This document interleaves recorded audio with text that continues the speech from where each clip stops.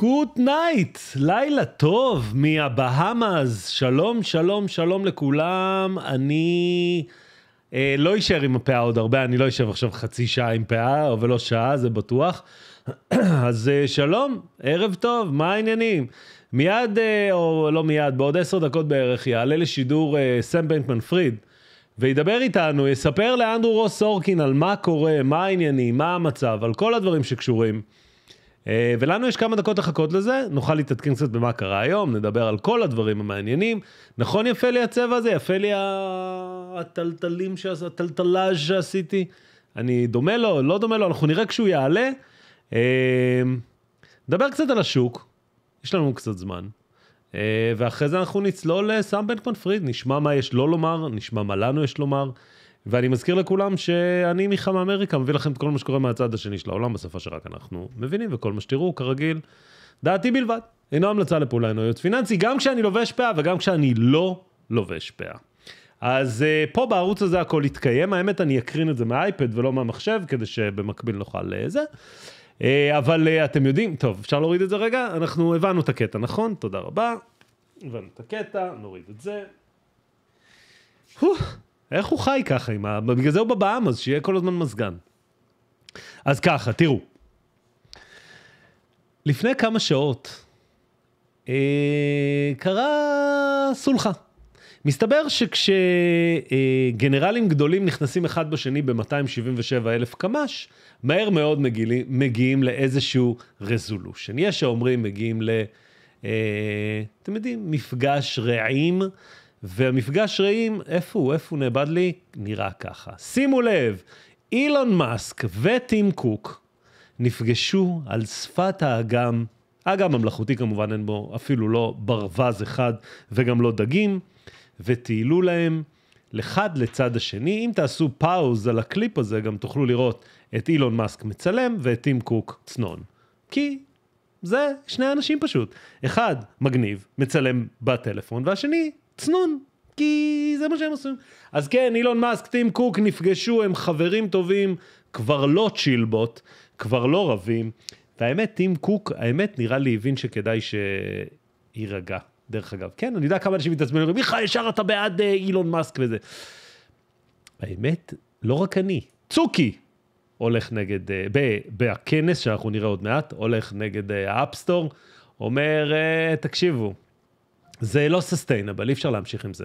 זה לא מקום טוב להיות פה. קיצור, הולך נגד ריד הייסטינגס, מנכ"ל נטפליקס, מפרגן לאילון מאסק, אומר, אילון is the bravest, הכי אמיץ, the most creative person on the planet, הכי יצירתי בפלנטה. כמובן, אילון מאסק אומר, תודה, ומסמיק, תודה, לא היית צריך, תמשיך. אז כן, מערכת היחסים הנרקמת פה על שפת האגם, בין אילון לבין טים קוק, היא ללא ספק עם רעש פכפוך השום דבר, זה כלום, זה האגם שהם שתלו במיוחד. אז כן, ככה זה נראה. וכולנו מחכים לאירוע שנקרא Watch Live with Sam Bankman Fried, כולנו מחכים לאירוע הזה, הולך להיות אש ותמרות עשן. אנדרו רוס סורקין הבטיח שהוא ממש, אבל ממש לא מתכוון לוותר, הוא מתכוון ללכת הכי חזק שיכול, ואז לאט לאט להגביר. ככה הוא אמר, ככה הוא מתכוון. מה היה היום בשוק אתם שואלים? נורא פשוט. גרנד מאסטר פפטיר, האיש המכונה ג'רום פאוול, הגיע לדבר, והאמת, הוא לא אמר שום דבר שלא שמענו מראש. אבל מה? הוא הרגיע את כולם. הוא דיבר לכולם בשפה רגועה, בשקט, בלי עצבים, בלי לצעוק, בלי לקלל, בלי כל דבר אחר. אמר, תראו, יש אינפלציה, אנחנו נטפל בה. יש זה, אנחנו נעשה בכל מונוטוני, קבוע, רגוע, קול של לילה. הרדים את הדובים, ואז אמר את מילת הקסם לשברים. אמר להם, אנחנו נוריד את גובה העלאות הריבית. השברים התעוררו, הדובים ישנו, לא הבינו שהוא הרדים אותם. כמו בכל אירוע מלחמתי, מרדימים את השומרים, ואז תוקפים אותם בענק. זה מה שקורה כשמרדימים את הדובים. אז כן, כשכולם ציפו לירידות, ממוצע 150 בכלל שימש כתמיכות, ולכן מדד ה-S&P עלה בסיום המסחר ב3.1%. הנסדק, שוב יום מטורף, 4.56%. דאו ג'ונס מוסיף 2.27 וראסל 2.74. וואי, וואי, וואי, וואי, וואי. ובזה הרגע, ברגע זה ממש, האיש הזה, המכונה אנדרו סורקין, מספר, coming up in a moment, the interview. וואו, וואו, וואי, וואו. אנחנו מחכים ומוכנים לאירוע הזה. בוא נלחץ פה, בוא נראה לאן זה יוביל אותי, אם זה יוביל אותי לאותו אתר. כן, זה מוביל אותי לאותו אתר. מה אתה מקשקש לי? יש לי כבר את האתר הזה, אני מחכה לך. אני מחכה, בוא נבדוק שהכל עובד. אני מוכן פה עם 17 דברים. אני מוכן להקרין מהאייפד, לשדר מהטלוויזיה, להקרין מהמסך, הכל. רק כדי שאנחנו נהיה מוכנים לכל מה שקורה פה. מה עוד קרה הלילה, אתם שואלים? במקרה יש לי את התשובה בשבילכם. CRM דיווחה תוצאות. יש לי כזה. אז CRM מפספסת בתוצאות, או לחילופין עושה גם שינויים בהנהלה, וזה לא מה שקורה לה, זה מה שקורה לה, יורדת ב6.5%. אבל זה עוד כלום, לעומת מי שלא לבש בגדים חמים לחורף, הלוא היא סנופלייק, בוא נגיד את זה ככה, ירד שלג. יורדת ב13.35%, שתיהן מורידות תחזיות, ודווקא אוקטה, OKTA, מעלה תחזיות באופן מפתיע, בלי שאף אחד ציפה, עולה ב13.97%. אנחנו כ8 דקות, כפסע, מהשיחה עם סם בנקמן פריד, ובואו נראה איך סיימו המניות הבודדות. בואו נעלה את ההיטמפ שלנו, בואו נראה, וואי וואי, וואי וואי וואי וואי, צריך משקפי שמש. מה זה? איך אפשר זה? תצלמו מסך, תשלחו לכל החברים, תגידו, תשמעו, התחלתי להשקיע אתמול, זה ככה כל יום? והם אחרי שאכלו שנה של חצץ, מרורים, יגידו לכם, לא, למה זה ככה? אז האם יהיו עוד תחתיות? יעל שואלת, יעל, התשובה לכך היא כן. וכחלק מהסדרה שעומדת לעלות סדרה, שאני מפיק אותה, הסדרה נקראת לאן השוק הולך. בסדרה יככבו מיכה ומייק ווילסון, בסדרה יככבו מיכה וליזן סונדרס, ובפרק השלישי, לאו דווקא בסדר הזה, מיכה וטום לי. ובסדרה הזו, יעל, אנחנו נעבור על כל מה שצפוי ב-2023, לפחות לפי האנליסטים, ויש סיבה למה אני מסתכל על טום לי במבט כזה ואומר לו, are you sure? יש סיבה למה אני מקשיב בנחמדות לליזן סונדרס, ויש סיבה למה אני תופס את הפנים כשמייק ווילסון ממורגן סטנלי אומר את מה שהוא אומר. אז כן, כל זה מאחורי הקלעים מכין את עצמו לקראת שבוע או שבועיים הקרובים, שבו אנחנו נתכונן ל-2023. נראה בדיוק מה הולך להיות, איך הולך להיות, וכל זה יקרה רק אם תפרגנו בלייק. מה אכפת לכם? אם לא תפרגנו בלייק זה לא יקרה. 490 אנשים צופים, נשארו ערים. 124 רק לייקים. מה? וכן, המניה היחידה שהיא קבעה היום את הטון בשוק, היא לא אחרת מאשר XPV. המניה של הרכב החשמלי עולה היום בטרפת ב47%. וכל מי שאומר, מיכה, אבל למה המניות הסיניות עולות? בבוקר השמעתי לכם את ההקלטה של סוניה הורטה אקוסטה, שאומרת כל מה שקורה פה זה hedge funds, הונג קונגים שסוחטים את השורטיסטים, אין פה כמעט כסף מערבי, היום אולי נכנס, אבל סתם בקטע כזה, תראו איזה גפים הם פתחו, גם היא, גם ניו, כנ"ל, אותו סיפור, זה מגניב, כמו שהראינו בסרטון עם הסינים, אמרתי שיש לנו סיכוי שנעשה את הבאונס הזה, וכל מי שטריידר שישחק את זה, אבל כמות המיליארדי דולרים של המשקיעים האמריקאים שיצאו מסין, לא חזרו, זה לא קרה, כל מה שאתם רואים פה זה שורט, covering, short squeeze, short, אתם מריחים. I love the smell of napalm in the morning, במקרה הזה זה shorts שרופים. מה קורה עם דילבוק? מה קורה עם סם בנקמן פריד? טונין, אופה, יש לנו תמונה חדשה. אוי, נו, באמת, ככה אתה נראה? אחי, אני לא הולך לעלות במשקל כדי להצטלם ככה. סם בנקמן פריד, the founder collapsed crypto exchange is scheduled to interview by the Times, Andrew Sorkin, just few weeks after the company specular fall, כולם מחכים לדבר הזה, אין פה עוד לינק, אז אני לא יודע איפה זה בדיוק יעלה, אנחנו כולנו נחכה. אתם עכשיו רואים את הכיף בלהיות בלייב, אמנם מספרים לי מהבמאי, שהוא עוד שנייה יעלה לי את הלינק, בינתיים אני איתכם, מחכים, watch live interview, כולנו מחכים ללייב interview, בכל המסכים, יש לנו בדיוק עוד 4 דקות, coming up, breaking news, לדעתי ישדרו את זה אפילו ב-CNBC, יש לי תחושה שזה מה שהולך לקרות, למה יש לי תחושה כי הם בברייקינג ניוז, הם אומרים שהם הולכים לעשות את זה, זה לא תחושה, זה יותר היכולת לקרוא באנגלית תוך כדי דיבור בעברית. אז מה עוד יש לי לספר לכם על היום? גם טסלה עלתה, כן, גם טסלה, אותה חברה שאנחנו לא מבינים מה היא עושה ומה היא רוצה מהחיים שלנו.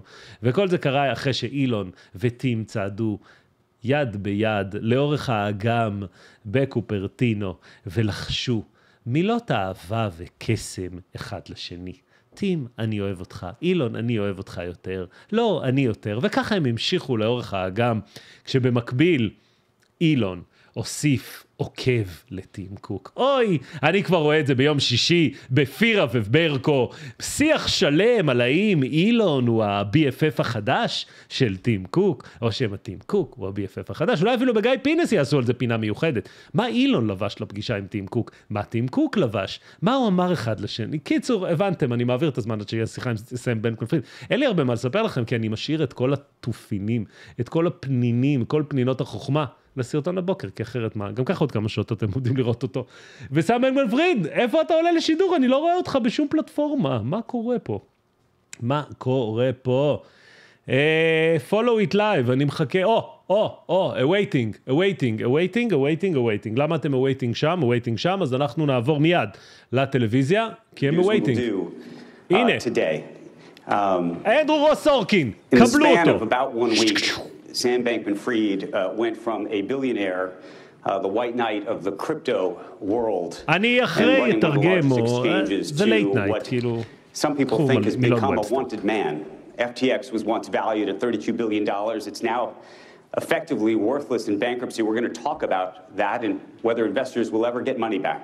The multiple billions owed to creditors and big questions. In the wake of the collapse, Bitcoin fell to its lowest price in 2 years, and on Monday, BlockFi, which had been bailed out by FTX, filed for bankruptcy. The rapid fall of this empire has left so many questions about crypto, about the future of it, and whether it can be trusted again. Sam Bankman-Fried joins us right now, live from the Bahamas. Opa! Sam, I want to thank you for joining us this afternoon. I appreciate your willingness to have this conversation. Why? As I said at the outset of today, there are a lot of questions that need to be asked and also need to be answered. As you know, a lot of people have been hurt, genuinely hurt. And my hope is that over the time we have together, that we can have a candid conversation about what happened, how it happened. There are people who are angry, and they are seeking answers. I just want everybody in the audience to know that I received thousands of letters and emails from a lot of these people who feel like they're victims. And some of them have questioned whether we should have this conversation, whether we should have this interview. There are people who don't believe that this conversation should happen. And I just want to say that I think our job as journalists is to have those conversations, is to ask those questions and seek those answers on behalf of the public. And that is especially true right now. אתה מלך אנדרו, תתקבל עוד פוליצר על זה. מה אתה מתנצל? Here's where I want to start this conversation, if we could. I think at this point there are 2 ways to view what has happened at FTX. And I know we'll get into all of the details in a moment. But I'm just going to go very basic. There's a generous view. And the generous view is that you are a young man who made a series of terrible, very, very bad decisions. The less generous view is that you have committed a massive fraud, that this is a Ponzi scheme, a manipulation of the system. And I want to start there because I think that there are so many people who have that question, which is what is this and what did happen? Well, thanks for having me. And at the end of the day, I was CEO of FTX. And that means whatever happened, wherever it happened, I had a duty to all of our stakeholders, to our customers, our creditors. I had a duty to our employees, to our investors, and to the regulators in the world to do right by them, to make sure the right things happened at the company. And clearly, I didn't do a good job of that. Clearly, לא עשיתי עבודה טובה בתור מנכ"ל. I made a lot of mistakes or things I would give anything to be able to do over again. I didn't ever try to commit fraud on anyone. I was excited about the prospects of FTX a month ago. I saw it as a thriving, growing business. I was shocked by what happened this month.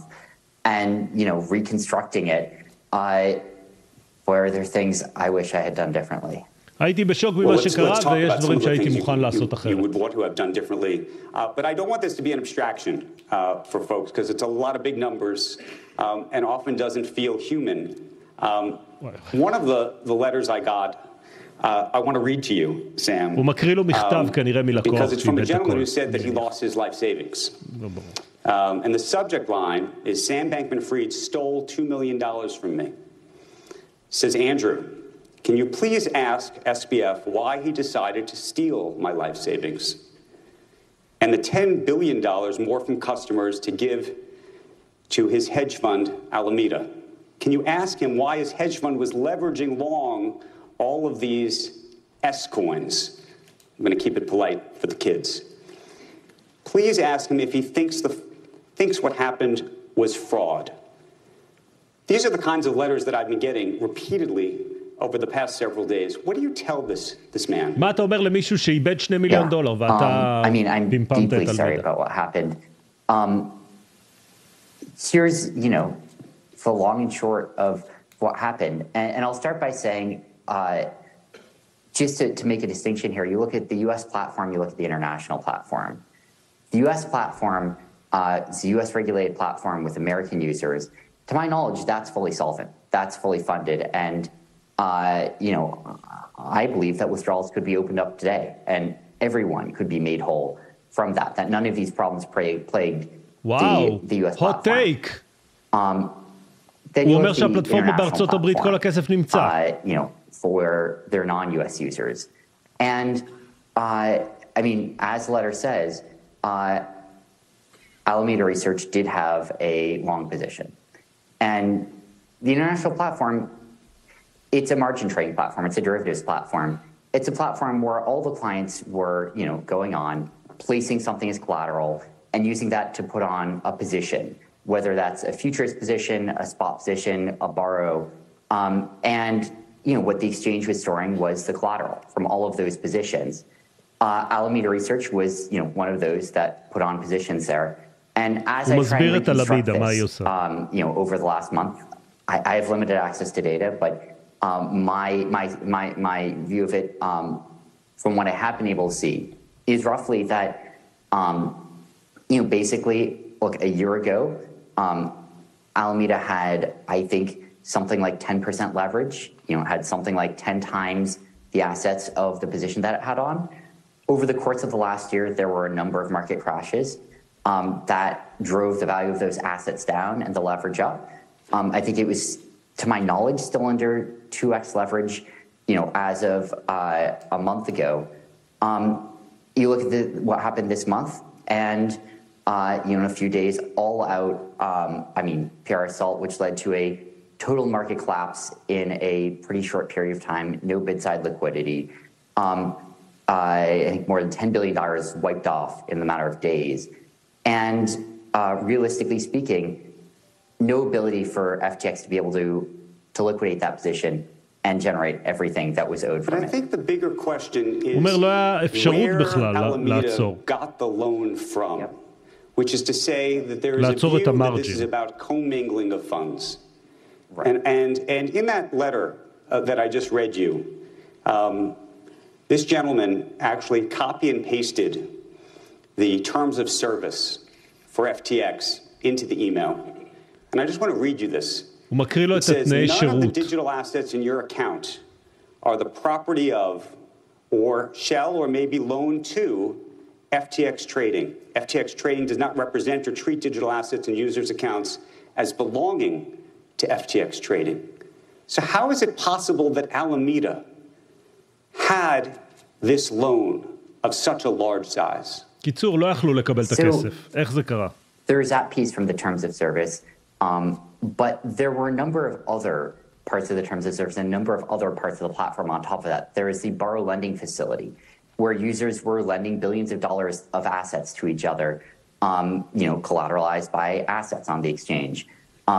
You had obviously futures contracts where there are leveraged positions on. Now, of course, all of this, it's meant to be the case that these are positions where FTX could, if it needed to, margin call those positions and close them down in time such that it would cover all of those, all those shorts, all those liabilities. Obviously, that wasn't the case here, and that's a massive failure of oversight of risk management and of diffusion of responsibility from myself running FTX. But just make this very straight. Was there commingling of funds? That's what it שואל appears היה like. מערבוב כספים של לקוחות עם כספים של hedge genuine fund. commingling of the funds that are of FTX customers that were not supposed to be commingled with your לא אמורים לעשות separate את זה. firm. I didn't knowingly commingle funds. And again, one piece of this, you have the margin trading. You have, customers borrowing from each other. Alameda is one of those. I was frankly surprised by how big Alameda's position was, which points to another failure of oversight on my part, and failure to appoint someone to be chiefly in charge of that. But I wasn't trying to commingle funds. Let me ask you this. The Wall Street Journal reported that Carolyn Ellison told Alameda staffers that Alameda used FTX client funds to cover loans that were being recalled because of the Luna-triggered credit crunch. Carolyn says that she, Sam, Gary were aware of this. How do you square that with what you originally said over Twitter, that this was an $8 billion accounting mistake? So I'll point to two things. And first of all, obviously, I don't know what anyone else is thinking here. I can only talk about it from what I know, from what I knew. And a lot of this is reconstructing it over the last month. I have limited access to data. But what it seems like happened is in the middle of the year, a lot of, most of the borrow lending desks in the space blew out or closed down. And it seems like Alameda had, margin positions opened with them, and that it likely moved a bunch of that over to FTX this year when they shut down. And that means, I think it was over-collateralized positions, but positions that involve substantial size and substantial US dollar size on the borrow side. הוא קורא לעצמו את הדרך לכלא, כאילו. Again, looking through what happened, I think that there is a substantial discrepancy between what the financials were, what the audited financials were, the true financials, what the exchange understood. All of that was consistent, versus what the dashboards that we had displayed for Alameda's account there, which substantially under-displayed the size of that position. And so that's one of the reasons that I was surprised when we dug into everything at how big that position had become. But when you would agree that there is a much more closely connected version of FTX International and Alameda than previously understood. Fair to say? Yeah, I mean, given the size of the position, I think it was, if not in intention, it was in effect tied together substantially more than I would have ever wanted it to be. So, אבל איך? איך זה you ככה? did an interview earlier this summer with Bloomberg, and you were asked about the connection between Alameda and FTX, and you said that obviously came from the same place, because it started that way, and the same original people, but most of the remaining nexuses, you said, have dropped off. Yep. I know the people from Alameda decently well, almost as if you don't know what's happening there.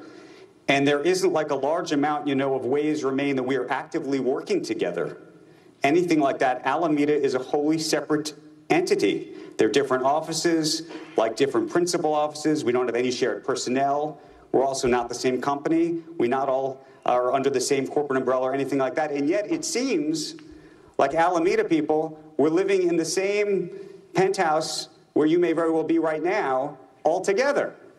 הוא אומר לה, מה, אתם גרים ביחד? איך אתה אומר שאתה לא מכיר אותם? Most of Alameda was not there. I don't live there now, but or not there now. I have not lived there for much of the time. But I did live with one or two members of Alameda for a little while. And I'll also say that as I was earlier this summer looking at the relationship, and this is a pretty big mistake and oversight of mine.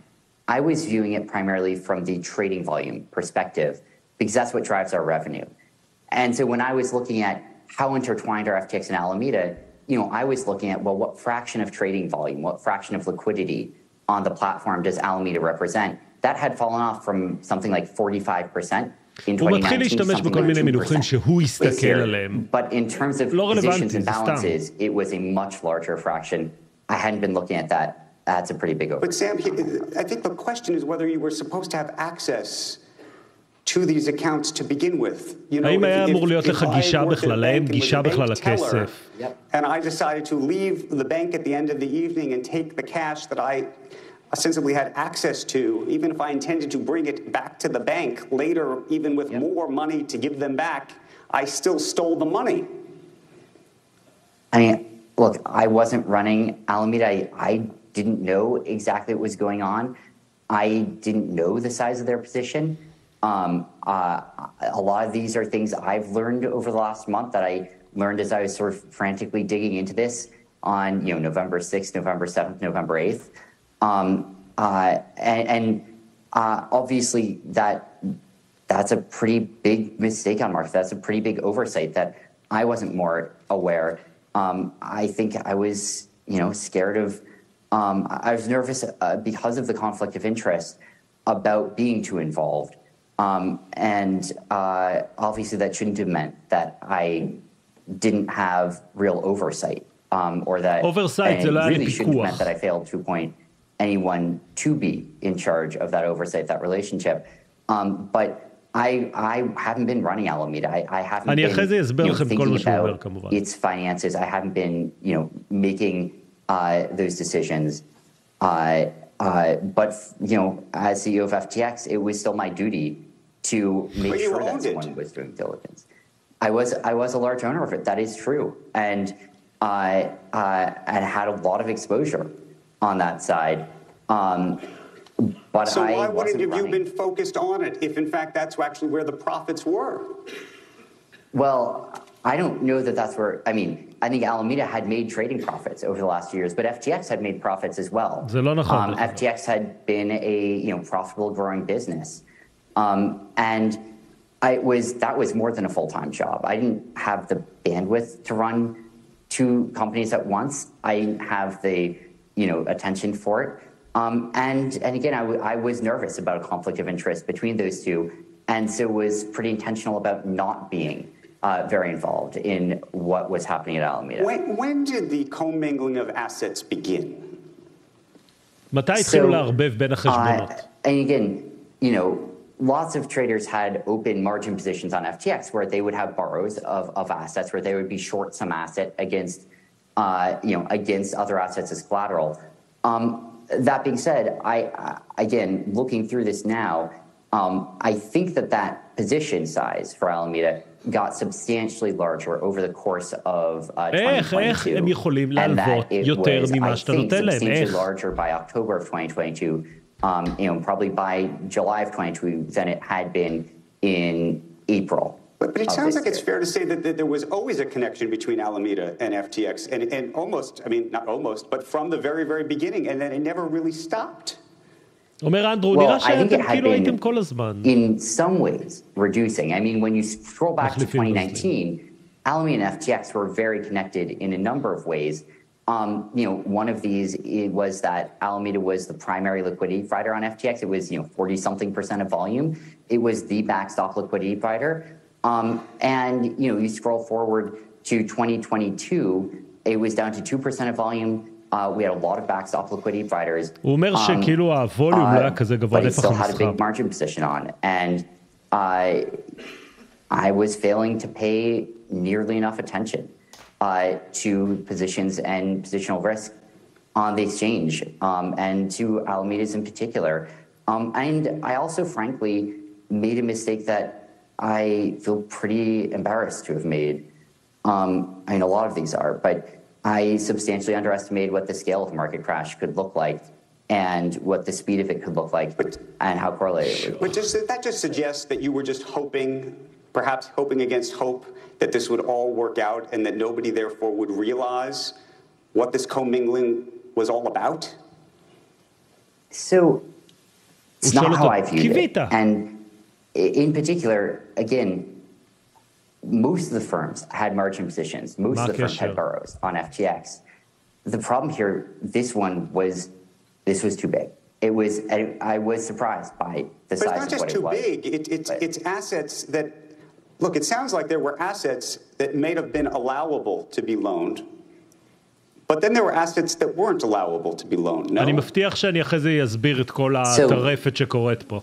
I'm still looking into the details of some pieces of this, but איך? אמרת שאין לך גישה. In addition to what I had seen is sort of a lot of the standard borrows here, that when we scroll back to 2018, or to 2019, I guess, FTX didn't have bank accounts. It didn't have any bank accounts globally. We were trying to get them. It took us a while, took us a few years. And, you know, there are customers who wanted to wire money to FTX. And so I think in the meantime, some of them were wiring money to Alameda Research to get credited on FTX. And I think that was a substantial sum. אנשים העבירו לאלמדה כסף במקום ל-FTX, אתם מבינים את הטרפת, כן? פשוט הזוי. Try to debit Alameda for those funds, but it didn't happen in the primary account. And so it didn't happen, it created a discrepancy between the display of the account and what was really going on there. And I'm still looking into exactly how that worked mechanically. But that did make that position size substantially larger than I thought, and I think than what you would have gotten from most of the normal avenues. What do you make of the argument that Alameda was used to effectively wash money into FTX? That American investors, who by the way were not technically allowed to even invest on FTX, were doing so, and FTX was doing it knowingly because the know your customer rules were being flouted by using this separate vehicle. זה החלק העברייני. How would that allow customers to flout the know your customer מה הבעיה? מפקידים לאלמדה. בוא אני אסביר לך. Are you talking about people who are trading on FTX US, or are you talking about customers of FTX International? International, you just said that there was money being sent to Alameda, and that Alameda was then providing credits onto FTX. Right. But those users still had to go through the know your customer policy on FTX in order to do that. In order to use that ramp, customers still had to go through FTX's normal KYC onboarding. So, when do you think you knew there was a problem? מתי חשבת שיש בעיה? The time that I really knew there was a problem was November 6th. November 6th was, that was the date that the, tweet about FTT came out. And by late on November 6th, we were putting together all of the data, putting together all the information that obviously I should have put together way earlier, that obviously should have been part of the dashboards I was always looking at. And, when we looked at that, there was a potential serious problem there. And Alameda's position was big on FTX. It had just taken a huge hit. It had taken hits over the course of the year, but that was a particularly, large and one and very abrupt. And we're seeing a run on the bank start, and that was leading to, $4 billion a day of client withdrawals. At that point, we started calling prospective, sources of financing, because I was nervous about what was going to happen there. If you rewind even a few days, I was a little bit nervous, but not on nearly the same scale. And I was thinking about, risks that were substantially less. When you say you were nervous the company was going to go under, you were nervous you were going to get caught. What were you nervous about? ממה חששת? On November 6th or before then? תמיד! Either. So I think before then, what I was nervous about was that basically, and this started, I would say, November 2nd or so, when there was, the Alameda balance sheet, through CoinDesk, and when I started to think a bit more about this, I was nervous that would lead to substantial losses for Alameda. It would be a bit messy. I didn't think it was existential for FTX. I didn't think it was going to lead to a massive loss for FTX's customers. I was thinking of this as more like Alameda is going to be really tight on funds, and that maybe it would end up having some small impact on FTX, but not a significant one, not one that hurt customers at all. When you're talking about November 6th, late November 6th, then, and especially as we bleed into November 7th and 8th, נובמבר 6 זה כשיצא הטוויט של סיזי. FTX is not going to be able to fill customer withdrawals. And, by late November 6th, I am very nervous about that. And I'm starting to think about emergency scenarios. And I'm starting to think about things might end quite badly here. And the core metric that I'm thinking of there is, will we be able to make sure all customers are whole? And, on November 5th, I was feeling quite good about that. On November 7th, I was feeling quite uneasy about that. דרך אגב, זה לא נכון, עוד מעט אני אראה לכם, הוא משקר. You were described oftentimes as the JP Morgan of crypto, referencing the 1907 panic that he helped prevent. And you had purchased BlockFi, were making investments in Voyager and all sorts of other things. אני אתרגם בסוף הכל, When אל you were תדאגו. doing that, at that time, how much of that was an effort to prop up the value of things like FTT, which was the token of FTX, knowing that if a company like BlockFi, which owned a ton of it, that if it collapsed, FTT would collapse, עכשיו and in מדבר על large המטבע part, שנקרא the FTT, המטבע quote-unquote שהם בעצם collateral that you הוציאו. had for Alameda would collapse. So I don't think any of the borrow lending desks, to my knowledge, owned a lot of FTT. I think a lot of them, may have been using it as collateral, or taking it as collateral. I don't think they owned it though, or were going to sell it. And I think that most of them ended up closing down effectively all of their lines with Alameda one way or another. And so at that point, I think that was close to a sunk cost. And so I wasn't viewing it as having any impact on FTT in particular.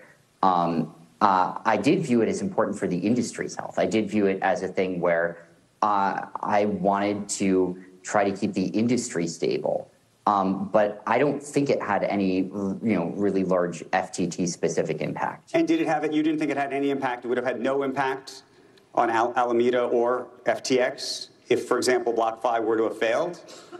I don't think it would have had large direct impact. And the reason I say that is that I believe that Alameda ended up returning the vast majority of its open, borrows of its margin positions with the borrow lending desks in the middle of this year anyway. And so at that point, there wasn't that much left to save from that. At that point, I think the bigger thing was just not wanting the industry to implode. Let's talk about collateral. Because I think this entire experience has been a revelation for a lot of people about what might be collateral. And clearly you were using FTT, and Solana and other tokens as collateral, and part of that required you to mark them in a specific way, a value to them. טוב, עכשיו הוא משתמש בנכסים Do you שהיה. think that you were marking them properly? הוא שואל אותו אם סימנתם אותם כמו שצריך את הנכסים. In Alameda's case, I don't think I was marking them the way I wish I had from a risk perspective. And I want to sort of differentiate here, like expected value or sort of like worth or something like that from security. And, you know, I think that I don't have any strong statements to make about, you know, what value they're assigned from sort of like, you know, a upside perspective or even a median case perspective. But clearly I was not nearly cautious enough from a downside perspective, from an extreme downside perspective. And, you know, I can tell you in my head, I was looking at a 30% down move over a few day period as a sort of like extreme tail case event that, you know, we had seen once before. And then, you know, what happened here was a 95% down move over the course of a year, and a, you know, 60% down move over a few day period with very little liquidity, and all happening at once in all of these coins in a correlated fashion, in which hedges didn't mean as much also because this was a specific crash on assets associated with Alameda research rather than all assets. And so, you know, even correlated hedges had limited use there, and a run on the bank at the same time.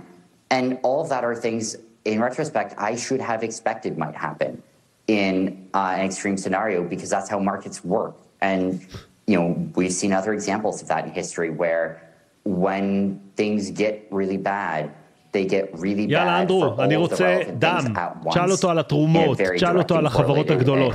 קדימה, זה הזמן. I want to go back to the BlockFi acquisition for a moment. How much money do you think Alameda, I'd said that they had a lot of FTT, but that Alameda had borrowed from BlockFi BlockFi הגישה בקשה לפשיטת רגל, אתם זוכרים, אתמול או שלשום. I honestly don't know, but I would have guessed like 100 million, maybe a couple 100 million, but I honestly don't know the answer to that.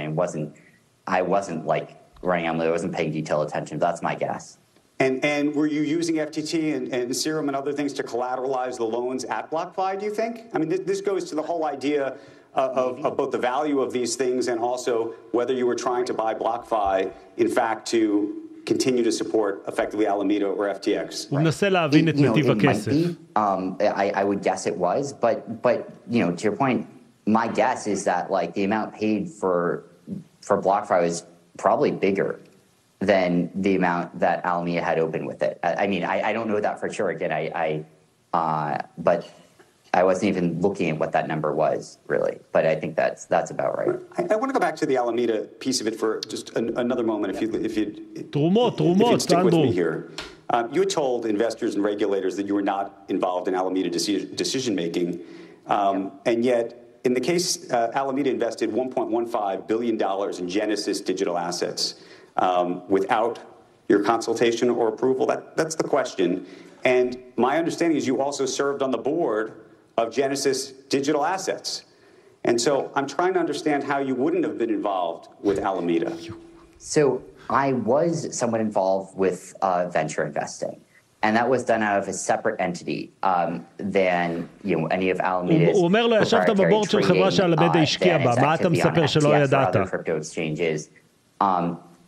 But I was אני אתרגם בסוף, אל תדאגו. On some of its VC investments, including with GDA. What are your lawyers telling you right now? מה עורכי דין שלך אומרים? Are they suggesting this is a good idea for you to be speaking? No, they're very much not. And I mean, you know, the classic advice phrase, don't say anything, you know, recede into a hole. And it's not who I am. I mean, it's not who I want to be. I don't have, I think I have a duty to talk to people. I have a duty to explain what happened. And I think I have a duty to do everything I can to try and do what's right. If there is anything I can do to try and help customers out here, and I don't see what good is accomplished by me just sitting locked, in a room pretending the outside world doesn't exist. You're in the Bahamas right now. Are you in the Bahamas because you think you can't leave? No, I'm in the Bahamas. I have been in the Bahamas for the last year, and I've been running FTX from the Bahamas. I've been running FTX Digital Market, our primary operating entity down here. With Bahamian regulators and others in contact, and right now I'm looking to be helpful anywhere I can with any of the global entities that that would want my help. Do you think you could come to the United States or go elsewhere? To my knowledge, I could. Have you thought about doing that? I've thought about it, and I've seen a lot of the obviously a lot of the hearings that have been happening. I would not be surprised if sometime I am up there talking about what happened to our representatives, or wherever else is most appropriate. How concerned are you about criminal liability at this point? כמה אתה חושש So I don't מפלילי? think that, obviously I don't personally think that I have, but I think the real answer is that's not, it sounds weird to say, but I think the real answer is that's not what I'm focusing on. It's, there's going to be a time and a place for me to sort of think about myself and my own future, but I don't think this is it. Like, right now, look, I've had a bad month. This has not been a fun month for me. Understatement של השנה, היה לי חודש רע. Like, what matters here is the millions of customers. What matters here is all the stakeholders in FTX who got hurt, and trying to do everything I can to help them out. And as long as that's the case, like, I don't think that what happens with me is the important part of that, and I don't think that's what it makes sense for me to be focusing on. Sam, help me with this. On November 7th, you tweeted and then זה מה שרציתי להראות לכם. That said, quote, FTX has enough to cover all client holdings. We don't invest client assets, even treasuries. זה מה שאמרתי, אני אראה לכם עוד שנייה שהוא משקר. And will continue to be, unquote. You then deleted that tweet, and literally just moments ago, you told me it was on November 7th בדיוק. that things took a turn. 7 לנובמבר הוא צייץ שהכל בסדר. You telling the truth? So אתה משקר? things were changing fast, and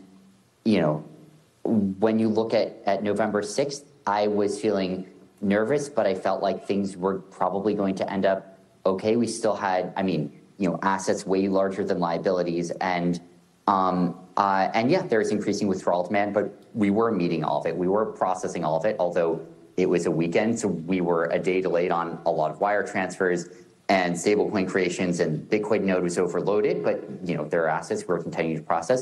By November 8th, I did not think the odds were that high that we were going to be able to meet all client demand, and I was worried that there was going to be a substantial liquidity shortfall. November 7th, that was sort of the transition day, and even just the start versus the end of November 7th, I felt fairly different. And I can't remember exactly what I was thinking or when I sent that, but I remember trying to think about, feeling conflicted about what to say, and trying to think about what I could say that I believed. And by not that long later, I no longer believed that. That no longer felt like it had much, like that was a at all reasonable representation of where my mind was at. And I don't remember exactly when I deleted it, but I remember at some point I was like, it shouldn't be there. Let me ask you a different question, because this is all around the same time.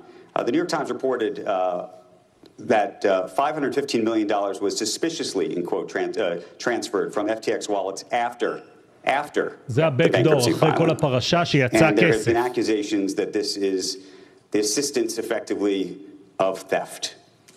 Where did that money go? So I will caveat this by saying, at that point, I was being cut off from systems. And so I'll give you the answer to the extent that I know it. הוא טוען שבשלב הזה הוא כבר היה מנותק. I believe that a few different things happened within a short period there. I think that the U.S. team took actions to seize some of the assets and put it in custody from the exchange. I believe that it has been announced that the Bahamian regulators took some of the assets into safekeeping as well around that same time. And I think there may have, in addition to both of those, also been some actually improper access of assets on the exchange. And I don't know the details of that. I don't have the resources to trace through exactly what happened there. And I don't know who is behind that third part.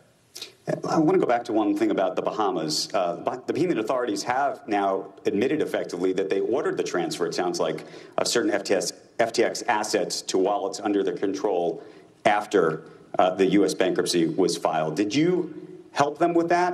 Did you discuss that כסף with עבר them? לרשויות הבהמיות. So I can't discuss specifics, but I will note that prior to Chapter 11 having been filed, the Bahamian authorities had placed FTX Digital Markets, the Bahamian entity, which is the primary operating entity of FTX International, under supervision of a JPL system in the Bahamas with oversight from the Securities Commission of the Bahamas, and, were, to my knowledge, taking actions to protect FDM's, clients and customers there.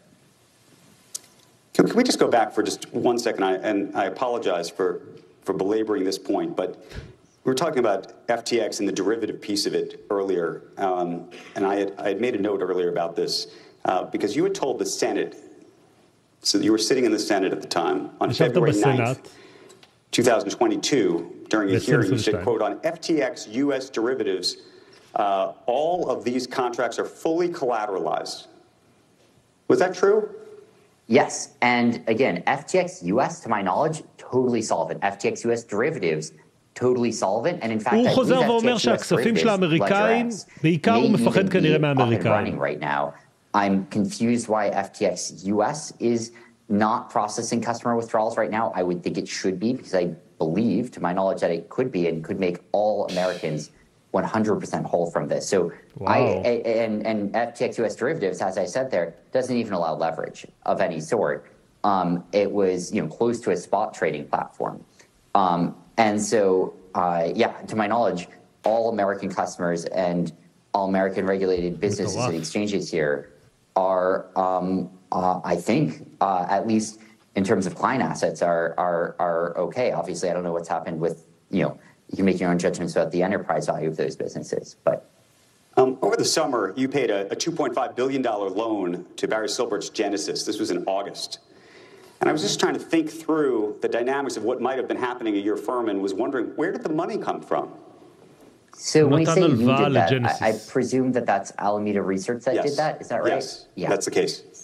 So I don't have all of the details there, but my understanding is that, and I don't know exactly what was going on Genesis's side then, and I don't know now, but my understanding is I believe Genesis tried to call in a large number of loans from Alameda.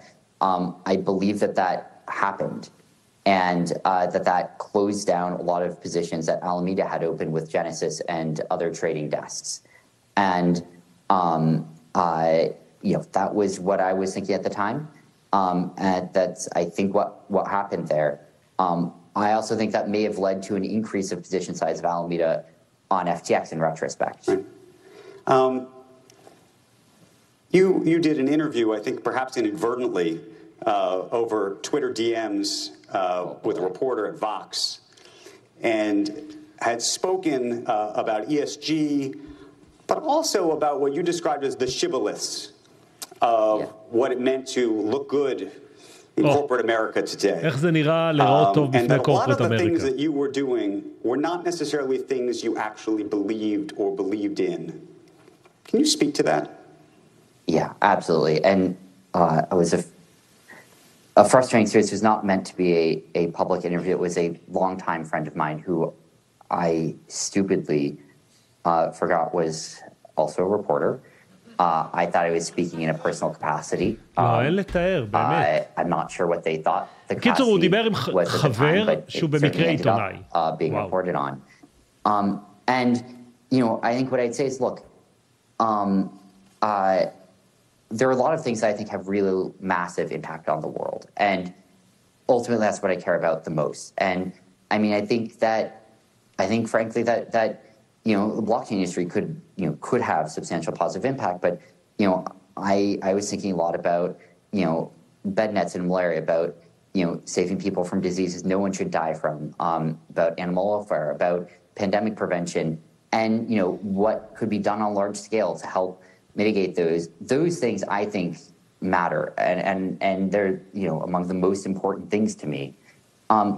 Separately from that, there's a bunch of bullshit that regulated companies do to try and look good, and these are things that, you know, everyone who does them basically knows they're kind of dumb. That these are not things that are making large impact on the world. These are not looking at saving thousands of lives. You know, these are the kind of like, you know, if like 3 different quarterbacks throw a touchdown in the same game for the same team, we'll donate 2 used cars to charity type campaigns, where it's not going to happen. It's never happened. There's no expectation of a car getting donated. It's just a PR campaign, sort of masquerading as do-gooderism. And, טוב, הוא עכשיו מקשקש, באמת, איבד את חוט המחשבה לגמרי, לדעתי. אנדרו, תחזיר אותו. Fair to say you participated in this. Yeah, we all did, and you know, FTX did as well. And there are things I felt like we needed to do for the business. There are things that I felt like were crucial for us being able. I mean, I wish the world didn't work this way. I wish that these weren't relevant to your ability to get regulated, to your ability to get bank accounts, but they were. And yeah, you know, we had promotional campaigns, we had you know, marketing slogans, and you know, we thought about what we could do to, and you know, we thought of ourselves as legitimately trying to do good, but we also thought about what we could do to make sure that our image reflected that. And there's a lot of just unimpactful things there that ultimately I think in some circles got more attention than actually impactful things. And, you know, I think that on the more tasteful end of the spectrum, you can see, you know, things like small scale but real charitable initiatives. And טוב, הוא מנסה the להסביר less שהוא tasteful תרם end of the כספים, וזה spectrum, you know, שיחק את frankly speaking, I mean, I think even things like, you know, making sure that all materials have perfect English grammar is a thing where that was important. Sam, let me ask you about this, though, because the other piece of it is using your money and influence, and I think there's a question about whose money you were using, but to donate, for example, to the Democratic Party, יאללה, in large תרומות. part to influence regulation.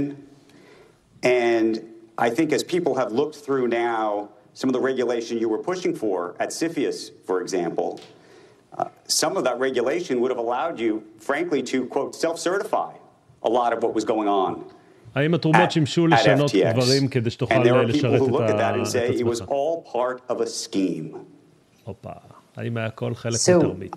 I mean, unpacking pieces of that, when you look at like this, the CFTC regulation there, ultimately there may have been an ability to self-certify contracts, but prior to that, we went through a congressional hearing, a public comment period, a public roundtable, a year of inquiries, and tens of thousands of hours, you know, thousands of pages of submitted documents, and still had not gotten to the point of having a license to offer merchant futures in the United States. And so it was an extraordinarily long and hard process that we were going through with the CFTC.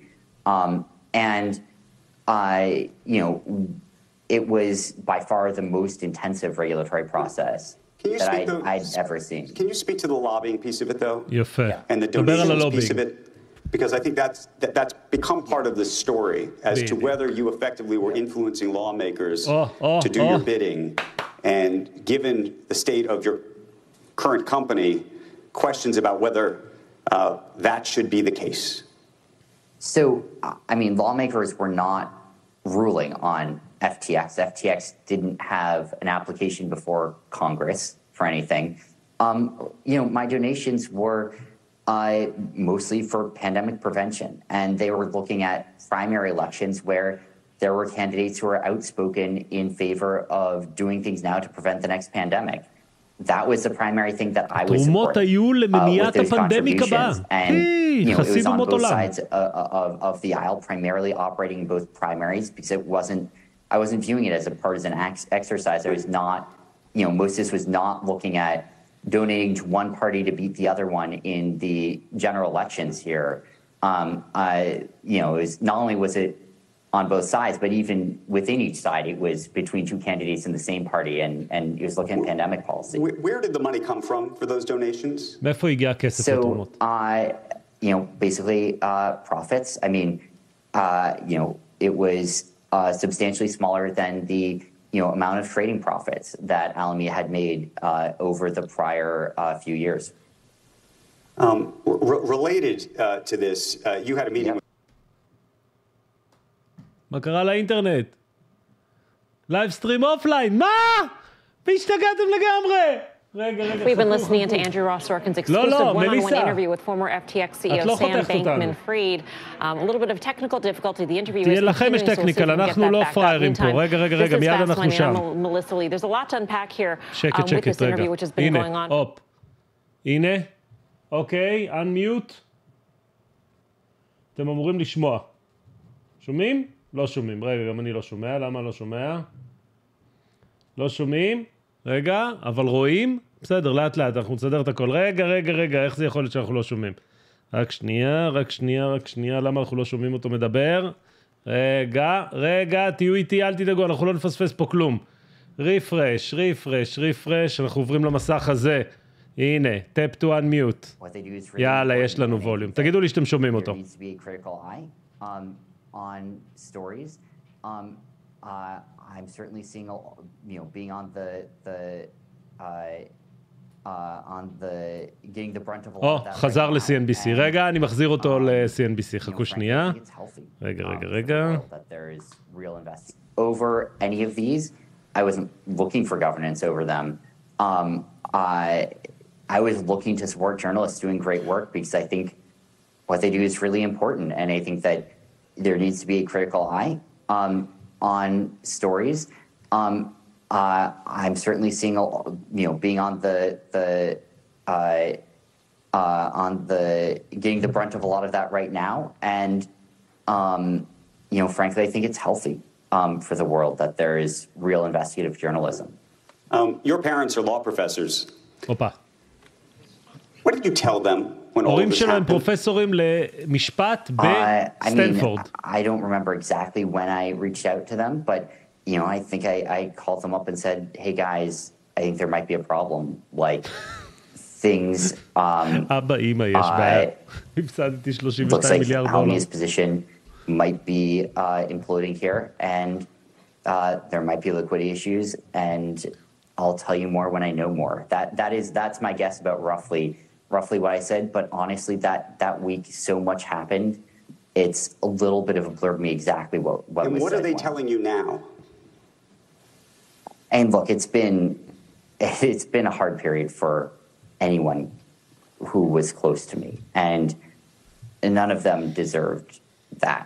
And I feel really, look, like a lot of, obviously, the largest number of people who were hurt here were customers, and I feel incredibly bad about that.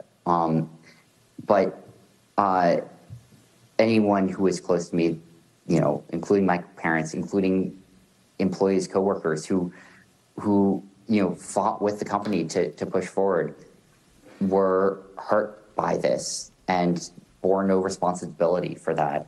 I feel really bad about that. And I mean, I feel really grateful for the support that my parents are still giving me, you know, throughout all of this. Can you explain the real estate piece of this to us? I think there's been a number of headlines, as you know, about FTX, the company buying a lot of real estate up in the Bahamas, where you lived, at least at the time, was owned by the company. But then there's also reports that your parents signed and were effectively provided with what seemed like a vacation home. So I don't know the details of that house for my parents, but I know that it was not intended to be their long-term property. I know it was intended to be the company's property. I don't know how that was papered, and I think that was where it was and will end up. I think they may have stayed there while working, you know, with the company sometime over the last year. When you look at the rest of it, there were a lot of property purchases in the Bahamas.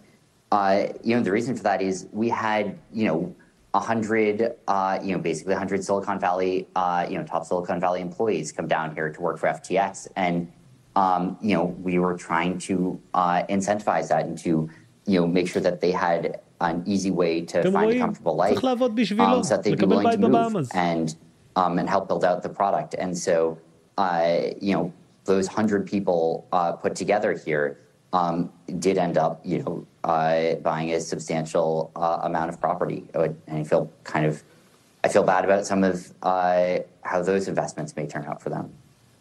Can you just speak to the idea of this company that, at least from the public perspective, seemed like a regulated company or something that was very focused on compliance? You would go to Washington, you talk about compliance, you talk about trust. Crypto ultimately is actually about trust. It's about not having to trust others, frankly. It's supposed to be a trust-less system. That's why you trust it so much, supposedly. But it seems like when you read the stories, it sounds like a bunch of kids who were on Adderall having a sleepover party. זה נשמע כמו חברת ילדים על אדרול, על סמים מריצים שעושים מסיבת פיג'מה. I screwed up. Like, I was CEO. I was the CEO of FTX. And I mean, I'd say this again and again, that means I had a responsibility. That means that I was responsible ultimately for us doing the right things. And I mean, we didn't. Like, we messed up big. But there were people, though, who were telling you needed more compliance, no? There were, but I think that compliance, we were spending an enormous amount of our energy on compliance. We were spending an enormous amount of our energy on regulation, on licensure. We were getting licensed in dozens of jurisdictions.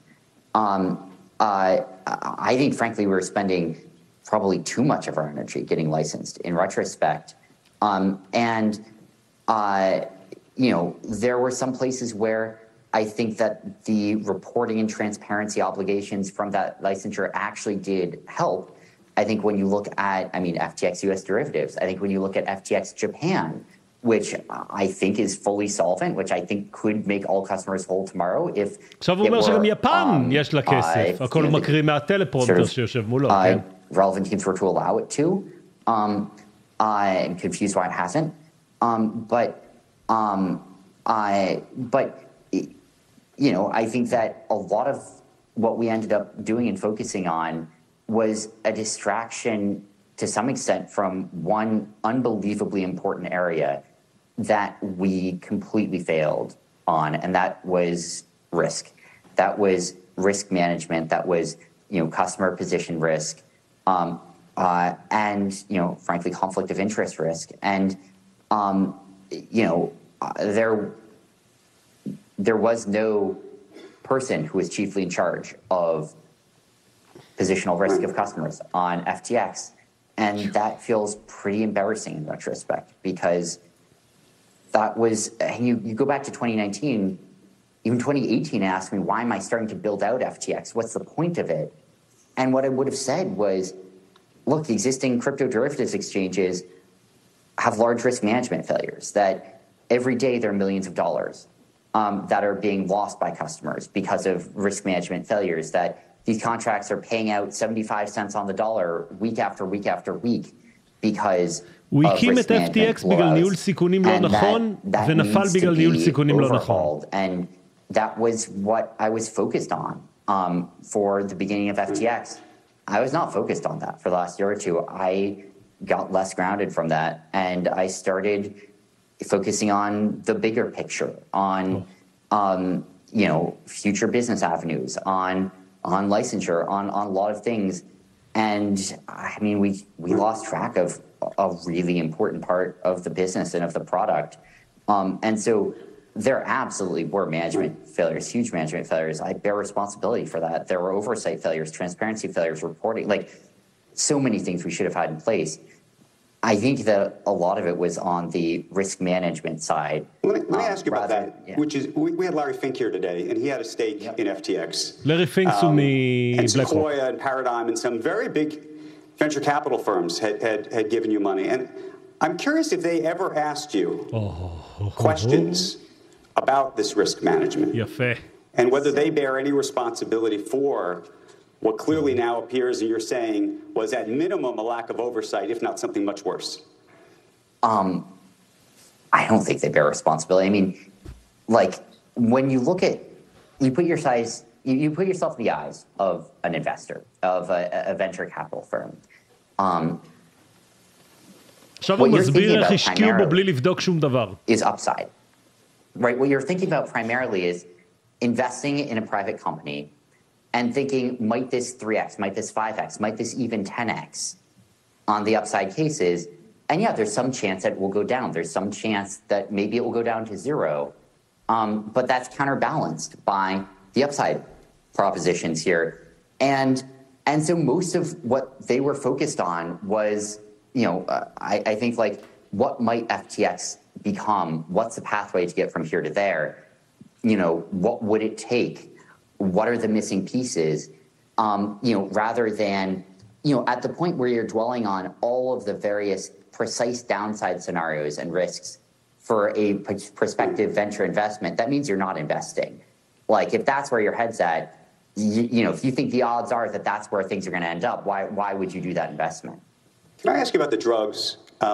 You have tweeted about it. Caroline has tweeted about it. Others have tweeted about uppers and downers. And all sorts of things. There have been pictures taken of something called MSAM, which apparently increases levels of dope to the brain. It's actually for Parkinson's.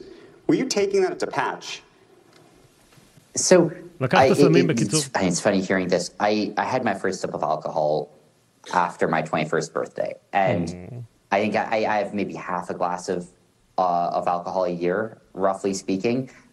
There were no wild parties here. When we had parties, we'd play board games, and 20% of people would have 3/4 of a beer each or something like that, and the rest of us would not drink anything.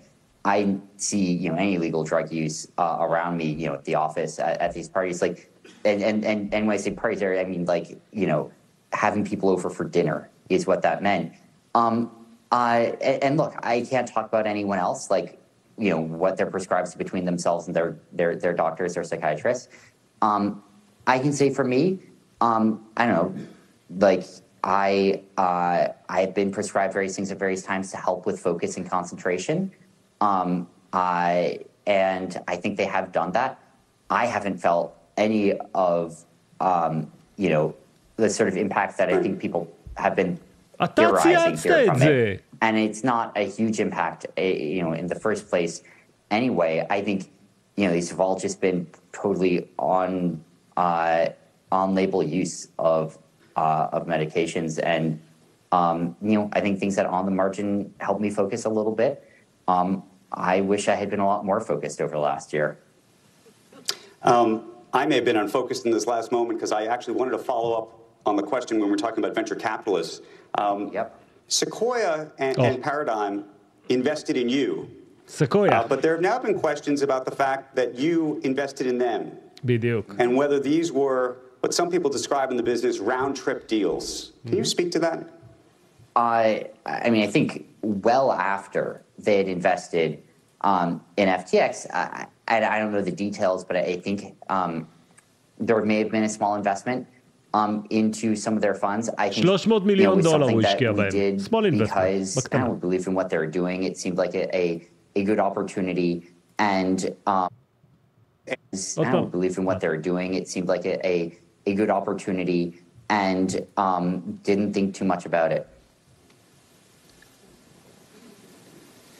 I'm curious, just on a very personal level, as we get close to ending this conversation, to the degree that there's been a lesson in this, and that what you see as your future at this point. I know you're taking it day to day, obviously, and I know you're an optimist as well. We've talked about that. Yeah. But what do you think realistically is your future?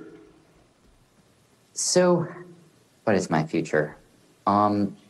I don't know what my far future is. And, you know, when you fast forward, I have no idea what I'm going to be doing, you know, a long time from now. I think when I look at, you know, at the near and medium term, what am I thinking? What I'm thinking is, and again, I don't know what's going to happen. And a lot of it's not in my hands at this point. But I want to be helpful wherever I can to regulators, administrators, you know, internationally who are working to, you know, to help FTX's customers. And I want to be helpful wherever I can on anything that could help bring a lot more value to those customers. And, you know, I don't know where that will lead. I can say that prior to filing, there had been a lot of interest in financing, a lot of fairly strong interest, you know, many billions of dollars worth. I can't make any promises about anything, but I would have thought that there would be, you know, a chance for a pathway forward here that would bring more value to customers than what would happen if you just sort of sold everything else for, you know, for scraps. And I don't have confidence. I can't promise you, and you know, I can't promise anyone anything there, and it's not really in my hands to a large extent. But I would think that it would make sense to be exploring that, because I think there's a chance that customers could end up made a lot more whole. I don't know, maybe even fully whole, if there was a really strong concerted effort. How would that happen? So, you know, there have been examples of this before in crypto history where that happened. Obviously, if you look at what happened with Bitfinex back a number of years ago, where it got hacked and then ended up making, over a few year period, customers whole. There are a lot of assets that are on hand here, although many of them are not liquid. They were worth quite a bit more than the, you know, needed liabilities a month ago even, let alone a year ago.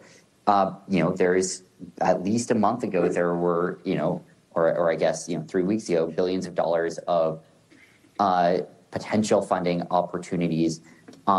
You know, I don't know that it would have been great for my stake as a shareholder of FTX, but that's not what matters here.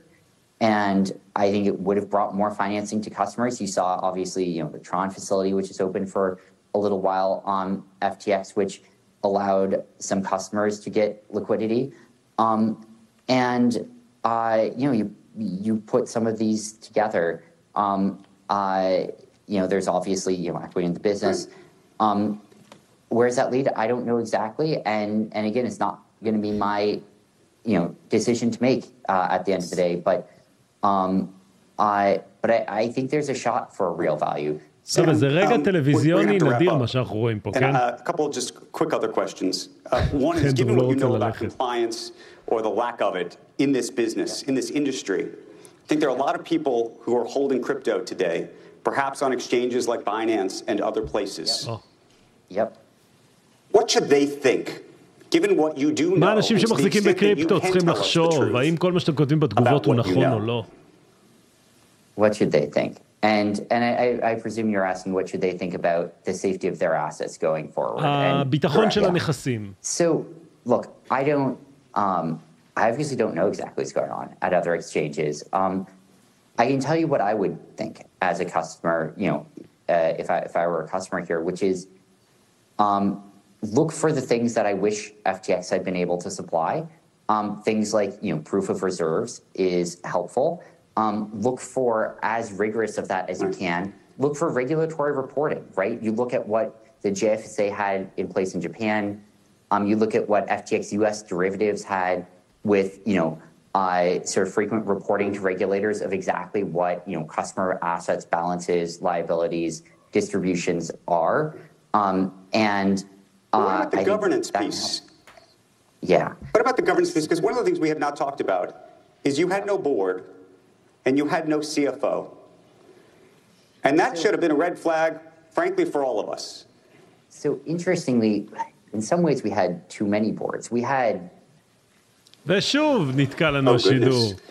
Hopefully we're going to get...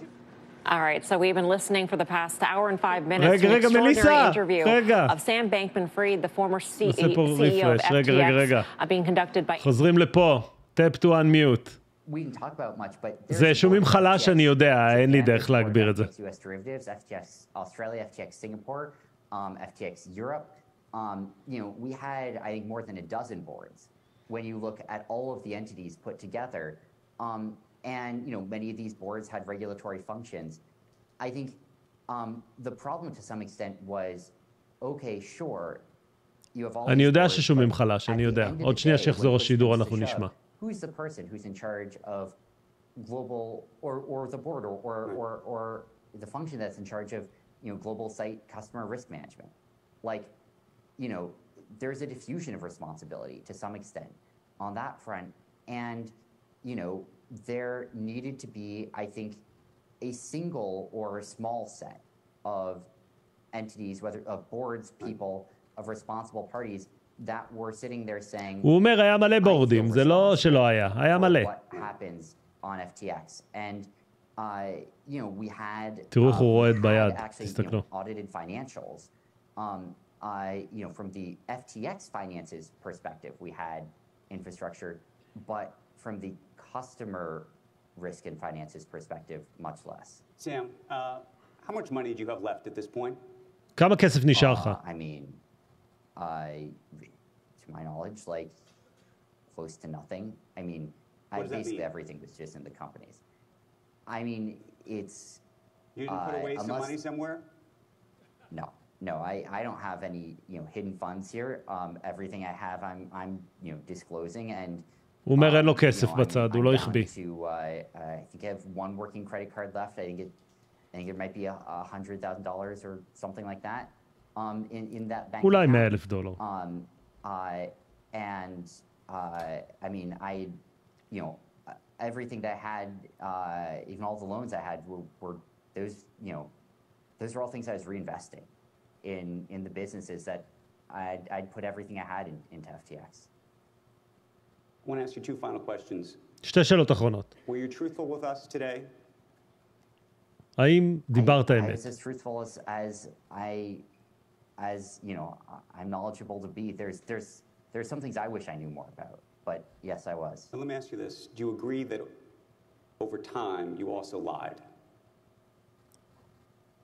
אתה חושב שלאורך זמן שיקרת? I don't know of times when I lied. I think, look, there are certainly times when I was acting as a representative, as a marketer for FTX, and when I was looking for how can I, in a way which is truthful, but paint FTX as compelling a way as possible, as exciting and optimistic a way as possible, and I wasn't thinking about, I wasn't talking about what are the risks involved with FTX, there. I obviously wish that I'd spent more time dwelling on the downsides and less time thinking about the upsides. Sam Bankman-Fried, I want to thank you for this interview. אנדרו רוס סורקין, כל הכבוד. אם נשארתם ערים עד עכשיו, אז קודם כל תודה רבה. בואו נראה איך זה מסתיים רק. אני אסכם לכם עוד רגע לפחות את ההיילייטס. And on behalf of everybody here and on behalf of the public, I want to thank you for engaging in it at a time, in truth, when I know you've been advised not to. So thank you so very, very much. Thank you. טוב, חברות וחברים, זה היה סם בנקמן פריד. Before everybody goes, we have one last little surprise. טוב, ליטל ספרייז זה כבר לא אנחנו. אני אספר לכם אם הליטל ספרייז קשור בנו, אני רואה את זה עדיין על המסך. תראו, מה שראינו כרגע זה... מה אני אגיד לכם? זה לדעתי רגע טלוויזיוני נדיר שאנחנו עוד נזכר שנשארנו ערים בלילה כדי לראות אותו. סם בנקמן פריד יושב בבאמאז, מספר איזה סיפור שברור לגמרי שמישהו עומד מאחורי המצלמה עם שלטים ואומר לו מה להגיד. בסדר, בואו רגע נטפל כמה שאלות שעלו תוך כדי, ואתם שאלתם פה כל מיני שאלות, אז בואו רגע ננקה רגע הזה. ברור לגמרי שהוא מרים את הראש וקורא מאיפשהו. בסדר, ברור. האם הוא משקר ביודעין, או האם הוא בכלל ידע, או האם הוא לא ידע, האם הוא הנוכל הגדול בעולם, או שמה הטמבל הגדול בעולם? אני חושב שלכל אחד בסוף תהיה דעה משל עצמו. אני חושב שהבן אדם באמת קשה מאוד לדעת. תקשיבו, הוא לוקח אחריות, מה שבחיים עבריינים לא עושים, לפחות מה שראיתי בסדרות, אתם יודעים, לא פגשתי יותר מדי עבריינים. הוא אומר, זה טעות שלי, הייתי מנכ"ל, לא שמתי לב, הדשבורד לא עבד כמו שצריך, זה. שוב, או שכולם עבדו עליו, או שהוא באמת טמבל, או שהוא עובד על כולם, כאילו, משהו פה באמת לא ברור, יחקרו את הכל, כן? כי לא בעיה, נכנסים לדשבורד, רואים אם הוא משקר או לא, כן? את נושא העץ מאחורה אני גם ראיתי שיש לו, אין לו תאורה כמוני, ולכן העץ מאחורה שלו זה לא אותו דבר, זה עץ בוהמיאן רפסודי, הוא לא עץ כמו שלי. כמובן אנדרוס אורקין, בוא נגיד זה כן, הוא שאל אותו שאלות חשובות, הוא שאל אותו על ערבוב הכספים, הנכסים של הלקוחות, הוא שאל אותו על קרוליין מעל מידה, הוא שאל אותו איך על מידה לקחו כסף ולא ידעו, הוא שאל אותו את כל השאלות הנכונות, והכי קל לבוא ולהגיד הוא ידע, הוא רימה, אני הראשון שיגידו, אני לא מנסה להגן עליו אפילו, כן? אני חושב שבן אדם עבריין, אני גם אמרתי את זה. אבל תשמעו, זו שיחה הזויה. כל מי שלמד פה משפטים, אני לא חושב שיש עורך דין אחד שהיה ממליץ ללקוח שלו לעשות את זה, ואם כן, אני חייב להבין את ההיגיון מאחורי. כל מי שאומר שזה בעיה, וזה, ופה ושם, תקשיבו שנייה, תסתכלו רגע. אף אחד מאלה לא בדק, לא שאל שאלות, לא, באמת, בונה, הבן אדם הזה לא יודע מה החיים שלו. תקשיבו, פגשתי מנכ"לים בחיים שלי. הבן אדם ינקל חברה של 32 מיליארד דולר, לדעתי בבורסה הישראלית. מי החברה הכי גדולה בבורסה הישראלית? צ'ק פוינט? מה הגודל של צ'ק פוינט? מה המרקט קאפ שלה? צ'ק פוינט? מרקט קאפ של צ'ק פוינט הוא 56... לא, זה לא צ'ק פוינט. זה צ'ארג' פוינט. צ'ק פוינט. הנה, צ'ק פוינט. המרקט קאפ של צ'ק פוינט הוא חצי מעל מידע. צ'ק פוינט, החברה הכי גדולה. אתם מתארים לעצמכם שגיל שווייד יושב מול המצלמה ואומר, הדשבורד לא כתב לי כמו שצריך, זה, פה, עכשיו, תקשיבו, הגופים האלה, ואחרים שאנחנו יודעים גם בשפה העברית, אלבו לו כסף. השקיעו בו, איך הוא אומר? כל מה שעניין אותם זה אפסייד, אפילו לא שאלו אותי אם יש לו בורד. אז הוא אשם, בטוח הוא אשם, הוא עשה פה מלא בלגנים, הוא גם משקר תוך כדי עם 6 בנובמבר, מה שרציתי להראות לכם, תוך כדי, זה שב7 לנובמבר, זאת צונאלי מבלומברג, ב7 לנובמבר הוא אמר FTX is fine. כשכמובן במהלך הרעיון הוא אמר, פה הרגשתי קצת לא נעים, היה לי לחלוכית לא יודע איפה. מה שהוא כן אמר, וזה בעיניי ההוט טייק הכי גדול, זה שהוא אמר שיש לאנשים כסף. FTX USA, הוא אומר יש כסף, FTX יפן, הוא אומר יש כסף. אם זה נכון דרך אגב, אז רגע, איפה המנכ"ל שהביאו במקום, שאמר זה העונה הכי גדולה שראיתי ever? איפה הכסף? אני חושב שהנוכל מטינדר, יש לו הרבה מה ללמוד באירוע הזה, אני חושב שהוא צריך להתבייש, הנוכל מטינדר, כי בוא'נה, בן אדם פה קרקס אותך, כאילו, בלי בכלל למצמץ, אחי, כאילו, אם אתה רואה את זה, תתבייש בבית, בוא'נה, הוא פרק אותך, מה זה השטויות האלה? לא ניהל סיכונים נכון, כתבתי פה כל מיני דברים שהוא אמר, אני אומר לעצמי כאילו, what the fuck, באמת, בן אדם, אתה פשוט בהזיה מוחלטת. בקיצור, תראו, אין ספק שמדובר בבן אדם מאוד בעייתי, הוא בעייתי, התנהגותית, יכול להיות שהוא גם איפשהו יש לו מגבלות כאלה ואחרות, אני לא יודע לשפוט. אני לא ראיתי בחיים פושע יושב ככה במשך שעה ורבע, וככה מדבר, באמת, הוא היה שווה 32 מיליארד דולר בשלב מסוים. בוא נה, סופטבנק, טייגר, תומה בראבו, סקויה, בלק רוק, פרדיים, השקיעו בו, לא הייתי מלווה לו בזוקה. הוא היה בא אליי בתור במקולת, היה אומר, אתה יכול לקנות לי בזוקה, לא הייתי קונה לו בזוקה, הייתי אומר, הבן אדם הזה צריך זה. תראו, ראינו באמת, טוב שנשארתם כל הלילה, כי בעיניי זה אחד המיצגים הכי מדהימים. אז שיהיה לכולם לילה טוב, תודה שנשארתם, אני מקווה שנהנתם. המשדר הכי ארוך שאני דיברתי בו הכי מעט, אבל נהניתי איתכם. אני לא יודע מה להגיד לכם. לכאורה הוא טוען שהכסף זמין, אם הכסף זמין, קדימה. שיתנו לאנשים לקחת את הכסף. ממש לא ברור מה שקורה פה, אבל אל תדאגו, המימס לא מפסיקים לעלות, אם אתם בטוויטר או תקומו בבוקר, יהיה לכם ממש מלא מימס.